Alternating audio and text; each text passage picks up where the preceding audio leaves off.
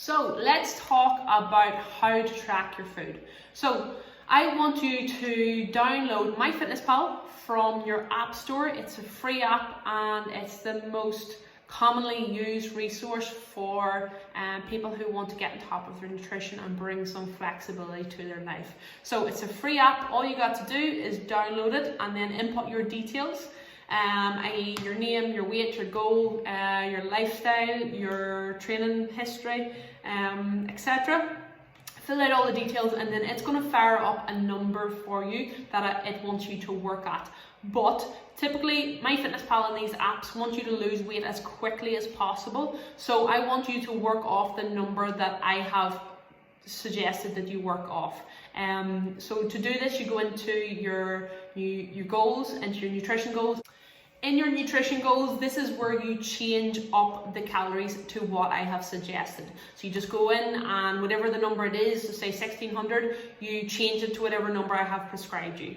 Then within this section, you'll also see your 3 macros, your carbs, fats and protein along the bottom in like a cyclical form. And I want you to change it so that protein again is as close as possible to the number that I have suggested to you within your Google Sheets. Now it doesn't have to be bang on, but just get it as close as possible. Then just allow your fats and your carbs to filter in whatever way you like. If you like carbs, then just have a wee bit more carbs, less fat, and vice versa. But as long as your calories and your protein are on track, then we can bring a lot of flexibility to our life.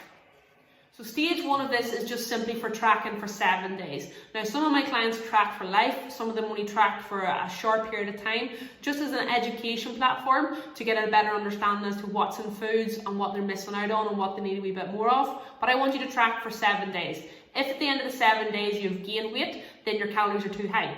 If you've dropped weight, then your calories are at a better place if fat loss is your goal. So how you go about tracking food then? You just simply, I don't want you to worry, about tracking your exercise, just purely track your food intake for the next 7 days. Exercise is going to be skewed in terms of the quality, the intensity. It's just not going to be that trackable within an app like this. So just track purely your food for the next 7 days. And within that, I mean track your drinking calories. So again, your milks, your coffees, your fizzy drinks, and then additives through sauces and different things like that. So you need to track everything. After the 7 days, if you've gained weight, then your calories are too high. If you've dropped weight, then your calories are in a good enough place, provided that you weren't starving throughout the process.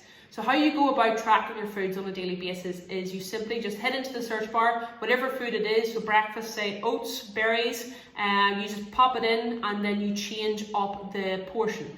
So you might have to weigh your food as well for this, but then you just change the portion so it mimics what you're consuming as best as possible. Now again, it's never going to be 100%, it's never going to be bang on, that's fine, just accept it and we're trying to get as close as possible.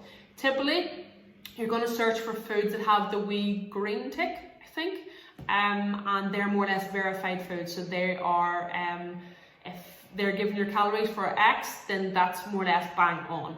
Now again, you won't get the verified foods for all the foods that you put into your MyFitnessPal, and that's fine. Don't worry about being perfect. So typically, if you have the same food day in, day out, these will be saved in your most recent foods. So again, just makes it a lot more convenient. Another way that it makes it more convenient is by having a wee scan code in the top right hand corner. So again, you can just get the barcode of any of your foods and just scan it in. Again, you might have to just change with the portion, but again, really handy, convenient way to speed up the process. Then when it comes to tracking food, I get most of my clients in the early stages to plan their food out for that day, for that week, and then input it into MyFitnessPal first thing in the morning. So again, you have an awareness as to how many calories you have. So that means you can include a wee bit of flexibility in your evening meal and have a treat if you need to. Some people prefer to track as they go, and some people prefer to track in the evening time. However, I prefer tracking ahead of time so that you know how many calories you've got to play with and how strict or rigid you need to be. So just something to think about. There's no right or wrong, as long as you're accurate in your tracking, that's all that matters. Then once it comes to flexibility, you don't have to stick with the same calorie amount every day. So say for example your daily calories is 1500. If you multiply that by 7, that's your weekly calorie allowance. Now, if you're going out at the weekend, they're going to be higher calorie days. So what you can then do is have some lower calorie days midweek or early in the week, so that you are still having the same amount of calories over a weekly period, but you're not just having the same calories every day. So if you know that you're going out the weekend, you might want to save some calories for that. So you might do 2 or 3 days midweek where you are dropping your calories by say 200 to 300 calories, which means that you're working off 1200, 1300 for a couple of days a week. And then over the weekend, your calorie allowance will then whack up to like 1800 and 1800. Again, the numbers are all going to be different for each individual, but just bear in mind that it's weekly calories that matter most and not daily calories. So you can be on different high calorie days, low calorie days, just to fit into your lifestyle and into your needs.